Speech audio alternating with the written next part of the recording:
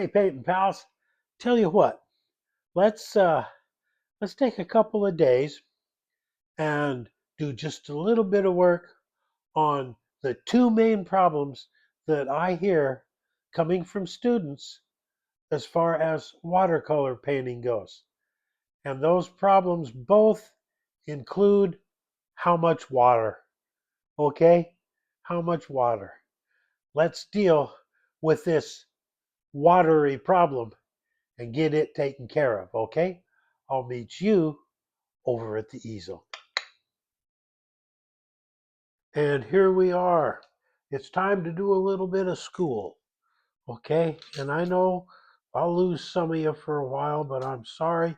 This is a teaching channel and it's something that needs to be addressed. Okay, now, the biggest concern, the biggest question that I get as a teacher is how do I handle the paint?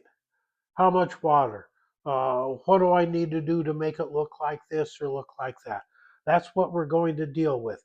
First lesson, we're going to deal with the amount of water that goes into paint to make it usable. Second lesson is going to be how we load the brush to control the water. Okay? Watercolor essentially comes in three things. It comes in a cake like this. It's just dry watercolor. The other way that it comes is in a pan like this, and this is semi-moist, which means it doesn't take a lot of water to get it going. And the third way is in a tube like this, okay? Now, I'm going to just use the tube for demonstration, okay? The first thing you're going to do with your paint is you're going to squeeze some out of the tube. Now, it's out there, but it's not really ready yet to be painted with. It takes just a spritz or two or three of water. That activates the paint. Now, you're going to reach in, you're going to pull some paint over like that. Okay, that's the paint you're going to be working with right there. This is your good stuff. Okay, now what you're going to do is depending on how thick and how intense you want that color to be, you're going to add some water to it. Okay, now this comes with experience. Okay, I've added one brush of water. Okay, and that's going to give you that paint essentially at full strength. Now, if I add another brush full of water to it, okay, what it's going to do is it's going to make it a little less than full strength. Another brush full of water. The more water we put, the thinner the paint gets as far as pigment to water. There's far more water than there is pigment. And the paint begins to get really transparent. You see how that's going down? Okay.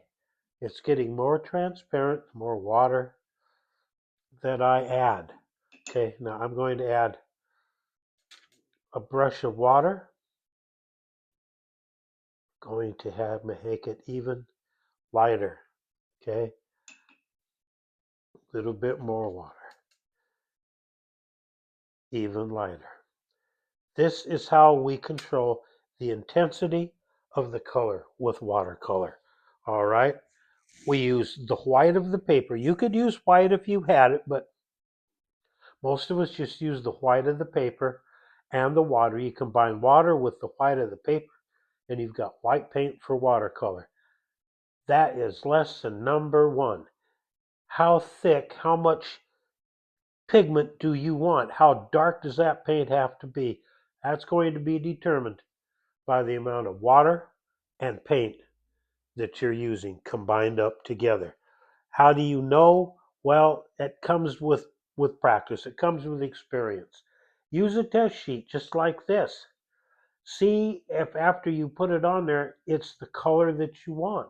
Okay, if it's the right intensity, paint with it. If it needs to be a little lighter, then make it lighter. If it needs to be a little darker, come back up here, put a little more pigment into your working pile there, and darken it up. More water, straight out of the tube, just about in the middle, couple of brushes of water, and so forth. Okay? Got it? All right, next time we're going to deal with the amount of water that's in a brush to control the amount of water that you're getting over to the paint with. Okay? So be with me then. In the meantime, remember to like, subscribe, leave comments, and remember that Ann and I love you.